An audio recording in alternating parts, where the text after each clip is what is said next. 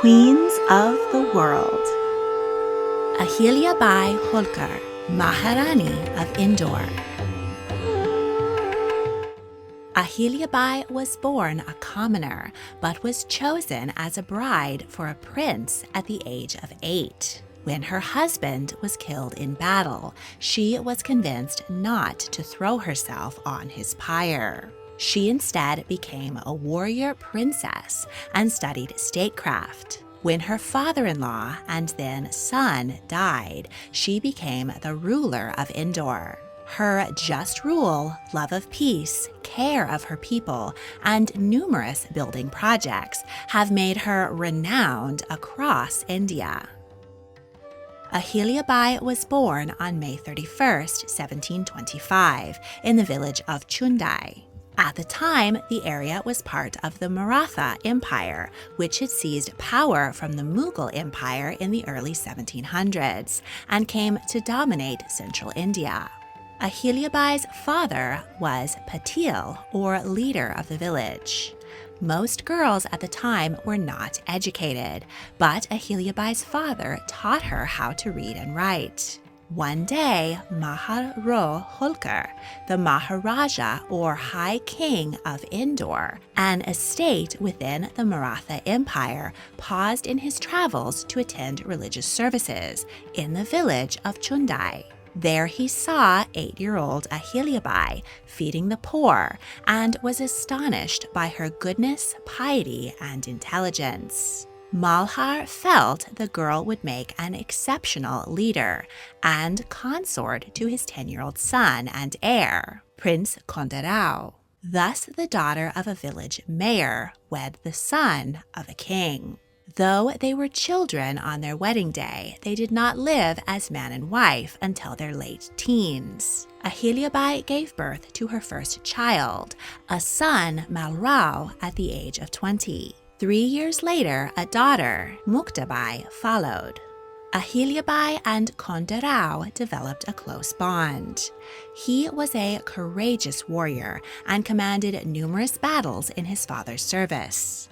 He had a tendency towards anger and waywardness. Meanwhile, Ahilyabai was learning the art of statecraft from her father-in-law, who valued her as his own child. She calmed her husband's fractiousness by repeating her lessons to him and reading him stories from the epics. Maharaja Malhar's power, prestige, and wealth grew. He earned a reputation as a kingmaker in northern India. The Peshwa, or emperor of the Maratha Empire, made him rich and appointed him master of an extensive territory. Numerous princes paid him tribute. Malhar built for himself Rajwada Palace overlooking the River Khan. In 1754, Prince Kondarao marched his father's army to lay siege to the city of Kumhir. While the prince was riding in an open palanquin inspecting his troops, he was assassinated by a cannonball. He was 31. Ahilyabai was devastated and depressed by the loss of her husband. She became convinced that she should commit sati. At this time in India, widows were not thought to have a place in society and were seen as a burden. Therefore, many women were encouraged to join their dead husbands on their funeral pyres and be burned or buried alive. The practice was initially seen as the ultimate act of devotion to one's husband and was voluntary. But in some cases, wives were drugged or tied down and forced into death. An 1829 document reports that about 600 women a year lost their lives to sati. The practice was outlawed in 1829, though it does still rarely occur. Friends and family members begged Ahilyabai not to commit sati, but she protested that her husband had pledged to accompany her throughout their lives, and now he had left midway. Finally, her father-in-law made an emotional appeal to save her life. daughter, my son, who I raised with the hope that he would support me in my old age, has left me. Now will you also leave me, an old man, alone to drown in the fathomless ocean? Will you also leave me without any support? Still, if you do not want to change your mind, let me die first." With these words, Ahilyabai agreed to keep living. As Malhar's heir, his grandson, Mal Rao, was only 10 years old. The Maharaja saw great value in his daughter-in-law as a lieutenant and as potential regent should he die before the prince was old enough to rule. For the next 12 years, Malhar continued Ahilyabai's education in diplomacy and governance. He also entrusted her with the command of military campaigns. In battle, the princess rode her favorite elephant. She had 4 bows and quivers of arrows fitted to the corners of the elephant's hadoff. Ahilyabai earned the respect and devotion of the army. In a break with tradition, her daughter, Muktaba, married a poor but brave warrior after he defeated a local gang of bandits. Malhar died in 1766. Ahilyabai's 22-year-old son, Mal Rao, became the ruler of Indore. Unfortunately, he suffered an unknown mental illness. He was an incompetent and cruel ruler. Ahilyabai became his regent and took on more responsibility as his mental health deteriorated.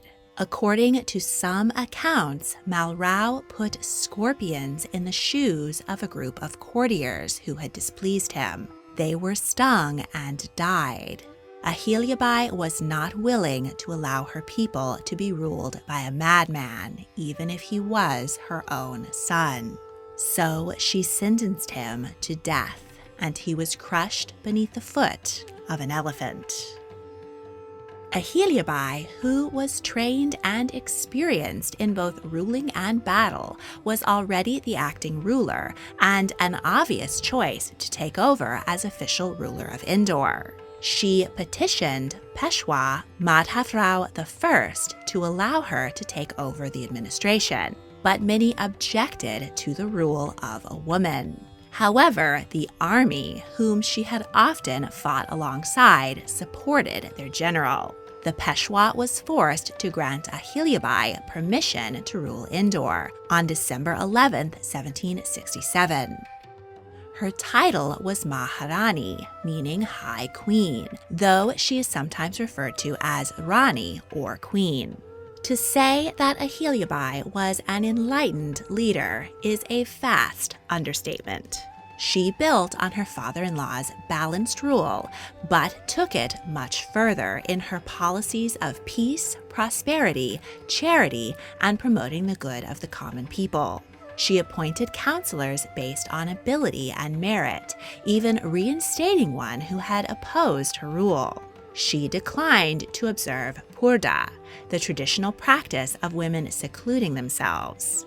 Instead, she held daily audiences with the public and was always available to anyone, high or low, who needed her ear. She gained a reputation for ruling justly and fairly. Ahilyabai inherited great wealth from her father-in-law. Her personal fortune is estimated at around 160 million rupees. The Holkar family had long been renowned for avoiding the use of public funds to provide for their own lifestyle, but Ahilyabai didn't feel that she had any personal claim even to the royal family's money. She gave much of it away to better the lives of her people. She kept little for herself and is reported to have owned only 3 simple cloth saris, which she had woven herself. The Rajwadi Palace is large and sumptuous, but Ahilyabai moved to a more modest dwelling in Maheshwar, which resembles the home of a wealthy Brahmin or nobleman rather than the palace of a Maharani. She developed Indore from a small village to a prosperous, peaceful, and picturesque city. Her capital, Meshwar, was the scene of literary, musical, artistic, and industrial enterprise. She entertained many famous poets and scholars of the day. Craftsmen, sculptors, and artists received salaries and honors, and she established a textile industry which still thrives in the area.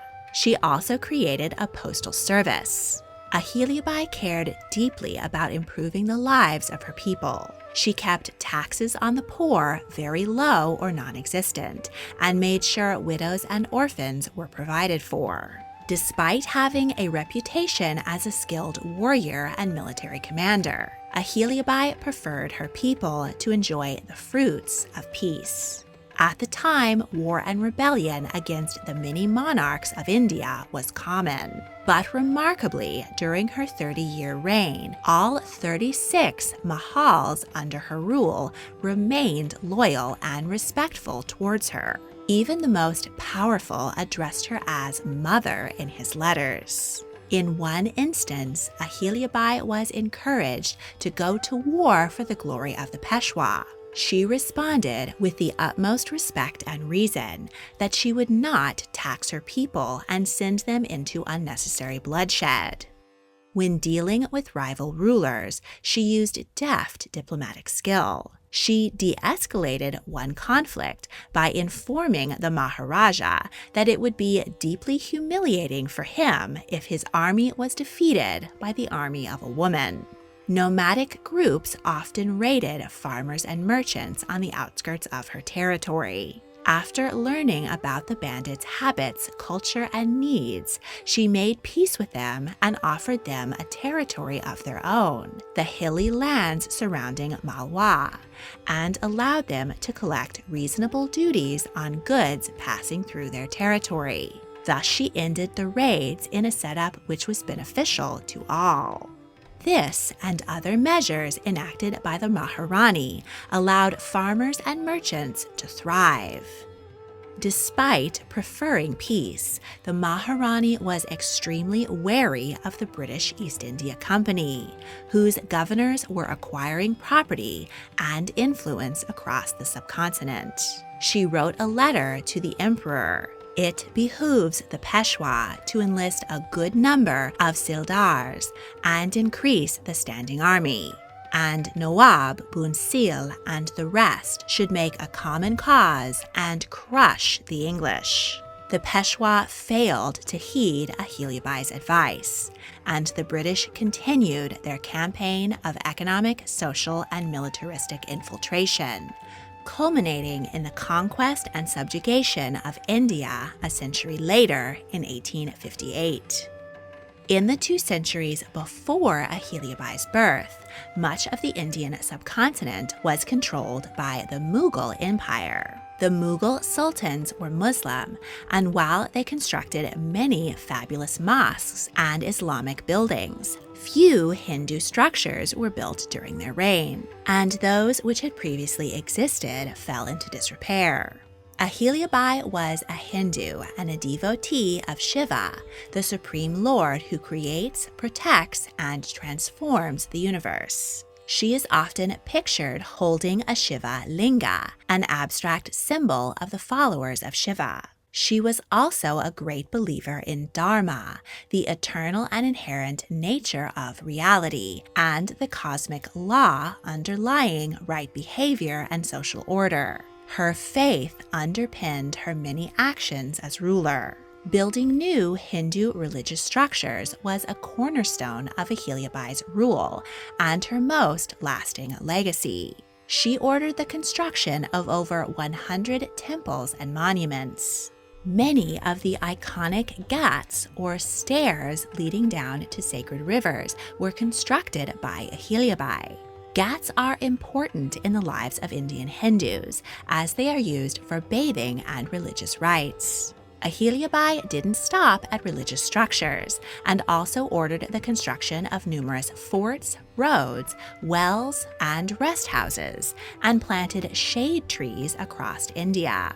And she didn't stop at her own borders, but built structures for the use of people across the subcontinent, from the pilgrim centers in South India all the way to the Himalayas. Visitors to India's historic sites will see Ahilyabai's name appear frequently. In fact, when temples or ghats are unnamed, they are often assumed to have been built by the Maharani. Her architectural style is easy to recognize for its graceful design and beautiful sculptures, which depict people in all walks of life: musicians, artisans, nursing mothers, and scholars. She sponsored festivals and gave donations for regular worship at numerous Hindu temples. She also ordered that many temples receive regular supplies of sacred water from the Ganges River. Most of these temples continue to receive sacred water, supplied by the Devi Ahilyabai Holkar charity. Having faced the desperation of widowhood herself, Ahilyabai passed laws to improve the lives of widows. She gave them the right to keep their husband's wealth and to adopt a son if they did not have one. Sons were, and often still are, expected to remain in their family home after marriage and provide for their parents as they age. So, not having a son was a sentence to loneliness and poverty. In one famous story, when Ahilyabai learned that a minister would not allow an adoption of an orphan unless he was bribed, she sponsored the child herself and gave him gifts of clothes and jewels. Despite the Maharani's efforts to better the plight of widows, her own daughter, Muktabai, committed sati when she lost her husband. Ahilyabai was heartbroken by the loss of her child. She did not have any living grandchildren. Ahilyabai died on the 13th of August, 1795. She was 70 years old and had ruled over Indore for 30 golden years. She was succeeded by her commander-in-chief and nephew, Tukoji Rao Holkar. Because of Ahilyabai's great goodness, she is often given the honorific Devi. This title is associated with the Hindu goddesses and is something like being called a saint in Christianity. Ahilyabai continues to be honored in India for her exemplary rule and many political, social, and architectural contributions to her people. Indore International Airport and Indore University are both named after Devi Ahilyabai Holkar.